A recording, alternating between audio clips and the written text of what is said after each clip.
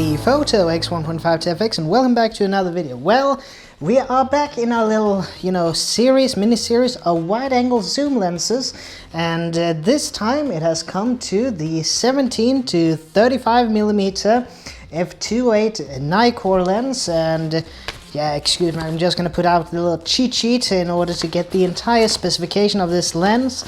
Last time it was the Sigma 10 to 20mm f3.5 EXDC HSM, which is a mouthful to say, I know, but this time the Nikon Nikkor AFS Nikkor 17 to 35mm f2.8D IFED. So just a little bit of the specs of this lens. It is the FX equivalent is 25 to 50mm on APS-C or DX, as Nikon tend to put it. And it has a minimum aperture of f22. It has 13 lens element. Extra low dispersion is 2 of the elements. It has 2 aspherical elements, and it has the AF system is a silent wave motor and internal focusing.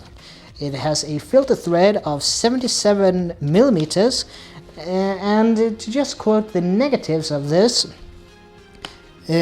These lenses in this series are prone to whining autofocus motors, which unfortunately my example have. Maybe you can maybe this will be heard.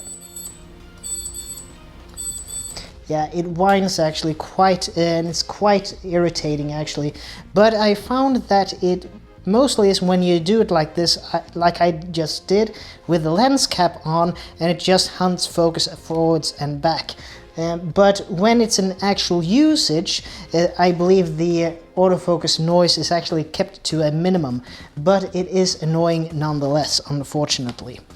Apparently also one other YouTube photography channel, Ken Wheeler, the angry photographer, has actually pointed out that this lens is also a little bit inferior because one of the elements are not made from optical quality glass, but is actually made out of polymer, or i.e. plastic. I can see while it is in the interest of Nikon and Nikkor to keep costs at a minimum, to make their lenses, but still it's a well-known fact that plastic can be miscolored and so on, which is not really the problem with glass.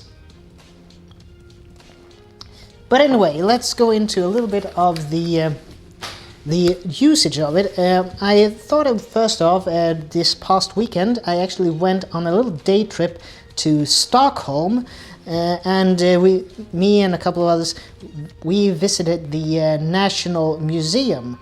For anybody who is planning a trip to the Swedish capital, and I know that the majority of you out there in YouTube land won't be doing it, but just as a little bit of a tidbit, the museum, the National Museum right now, which is right next to Grand Hotel, or Stockholm Grand Hotel, it is actually free. There is no entrance fee. You can go in for free and look at the majority of the exhibition. I believe there are some special areas where you actually have to pay to get into, but the majority of the exhibition is for free.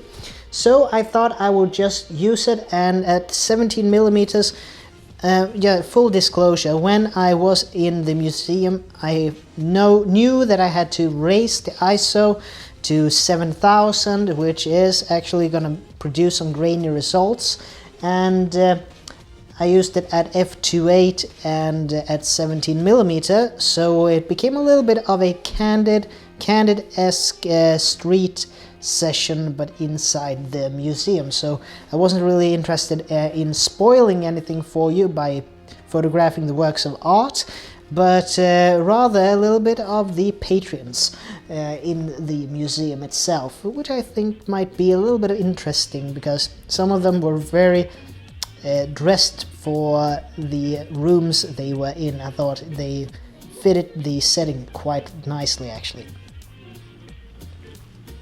So yeah, I know there's a little bit of controversy when it comes to street photography and so on. I like the way Zach Aries talks about it, that he actually he uses a wide angle and he pretends to take a photo of something in the background. So if someone is looking funny at him, he kind of acts it out like he's photographing something way behind the person he's actually focusing on.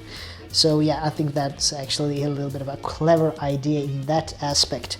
But to everyone his own when it comes to it. It's not illegal in any way, shape or form, and not to my knowledge, so I'm aware. But that's just a little bit of a hypothetical scenario on my part there. But anyway, I actually got a little bit of a gift from the people I went to the museum with, and it was this book, 1989, the National Museum of Sweden.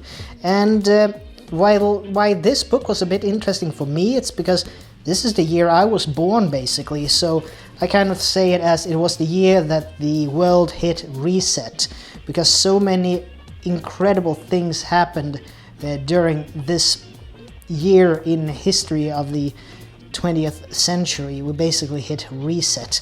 But this book is kind of a really great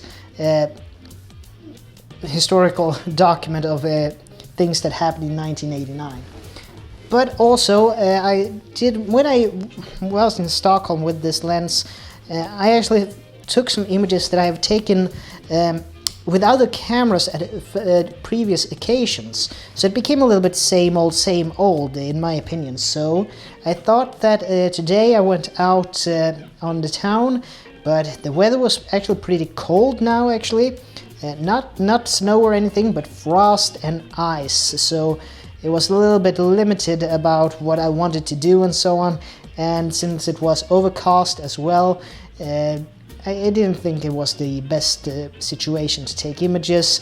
So yeah, and I had to bump up the ISO to 800 this time around in order to get a decent shutter speed at aperture priority. And the majority of the images are at aperture f8. But anyway, I went into a thrift store also. I didn't take any B-roll of that, but it's amazing what you can get in thrift stores nowadays actually. I thought that I would, kill myself if I didn't get this, a double album with the Beatles. It's 67 to 1970, so yeah, a couple of years, and it's a double album, protective cover, and it was in very good condition, so that's why I decided to get it as well. You gotta love these guys. I have actually seen one of them in a live concert. I think it was Tele2 Arena, and it was Paul McCartney. Brilliant performer, brilliant concert, and even though I sat at fairly far back and so on, it became a very almost intimate experience, because when this guy talks in between songs, he is so casual about it, and yeah, really great. I mean, some of the songs on this collection album, Strawberry Fields, Penny Lane, Lucy in the Sky with Diamonds, All You Need Is Love, The Fool on the Hill, Revolution, Hey Jude, Lady Madonna, Get Back, Don't Let Me Down, Here Comes the Sun, Come Together. There's so many brilliant tracks on this double album, so yeah, I'm gonna put it like so basically. Yeah, so all in all, when I was editing the images on this, I did do a little bit of HDR as well, and I did some photography out the car window and so on. So it is a bit of a mixed bag with different types here. But all in all, even though I was, granted a caveat, I was using fairly high ISO at both days I used this lens, compared to the Sigma 10-20, where I basically could keep it from ISO 100 to 400. This one was basically ISO 800 to 8000, so that will have a degrading noise in the images, but still, I was a little bit underwhelmed with the results that this lens yielded. I know it's a film era lens and so on, but apparently this was a very top end of Nikon's lens lineup for the time being. So yeah, it's probably good for what it is, but it was a little bit give or take for me with it. I know that it might be better suited for a full frame setup, but yeah, I'll see. I will let you guys judge the sample images, but as stated, keep in mind it is high ISO, relatively speaking, and the days I used it wasn't really the optimum light situations in order to get good images.